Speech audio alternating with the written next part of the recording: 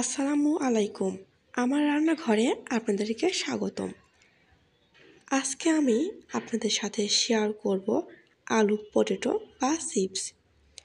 তো এজন্য চুলায় কড়াই বসিয়ে কড়াইটি গরম করে নিতে হবে। কড়াইটি একটু বেশি ভালোভাবে গরম করে নিতে হবে। এরপর কড়াইয়ে তেল দিব। তেলটা আপনি আপনাদের ইচ্ছা অনুযায়ী দিতে পারেন। এখানে আমি কিছুটা কম পরিমাণে তেল ব্যবহার করেছি। আপনারা চাইলে বেশিও ব্যবহার করতে পারেন। এগুলো রোদে কেটে শুকিয়ে রাখা আলু। আপনারা চাইলে এই আলু রেসিপিটা আমি আপনাদের সাথে শেয়ার করতে পারি। তো এরপর তেলটি গরম হয়ে গেছে। এখন আমরা আলুগুলো তেলে ছেড়ে দিব। আলুগুলো তেলে ছাড়ার পরে আমাদের কিছুক্ষণ আলুগুলো নাড়াচাড়া করতে হবে, যাতে সবগুলো আলুতে তেল ভালোভাবে ভরে। প্রথমবারে আলুগুলো ফুলকো হতে কিছুটা সময় লাগে।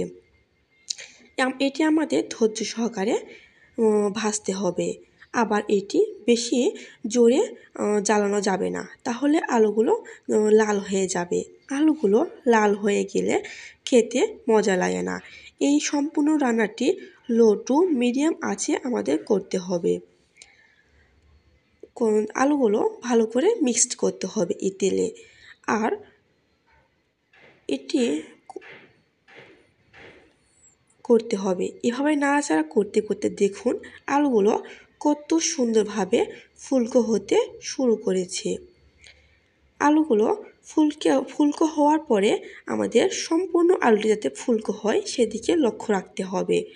আর এরপর এরকম একটা ছাঁকনির সাহায্যে সবগুলো আলু তেল ছাড়িয়ে আমরা তুলে নিব। আবার আমরা ওই একই তেলে আমরা আলুগুলো ছেড়ে দিব। আলুগুলো ছাড়ার পরে আমরা আবার নাড়াচাড়া করতে থাকব। আর দেখুন দ্বিতীয়বারে আলুগুলো কত সুন্দর তাড়াতাড়ি ফুলকো হতে শুরু করেছে। আর এভাবে আলুগুলো ফুলকো হতে থাকলে আলু চিপস বানাইতে বেশ মজাই লাগে। বিশেষ করে ছোট বাচ্চাদের এটি খুব পছন্দের একটি খাবার। তো আপনারা বাইরে থেকে না কিনে বাড়িতে তৈরি করে বাচ্চাদের খাওয়াতে পারেন। আর এটি আপনাদের বাড়িতে তৈরি করে প্রিয়জনদের খাওয়াতে পারেন এবং আমাকে কমেন্ট বক্সে জানাবেন কেমন হয়েছে। এভাবে আলুগুলো নাড়াচাড়া করতে হবে। আবার খেয়াল রাখতে হবে আলুগুলো যাতে লাল হয়ে না যায়। আলুগুলো লাল হয়ে গেলে চিপসের টেস্টটা নষ্ট হয়ে যায়। আপনারা কিন্তু একদিন বাড়িতে বেশি করে বানিয়ে অনেক দিন পর্যন্ত সংরক্ষণ করতে পারেন। এগুলো বাক্সে রাখলে কোনো সমস্যা হয় না। আর আমি এগুলো একদিন বাড়িতে বানিয়ে অনেক দিন পর্যন্ত সংরক্ষণ করতে পারি। এগুলো দোকানের কিনা বা চিপসের চাইতে বাড়িতে বানিয়ে খেলে বেশি মজা লাগে।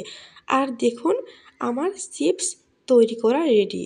তো এতক্ষণ পাশে থাকার জন্য ধন্যবাদ। আর আমার চ্যানেলটি সাবস্ক্রাইব করে পাশে থাকবেন এবং লাইক দিবেন।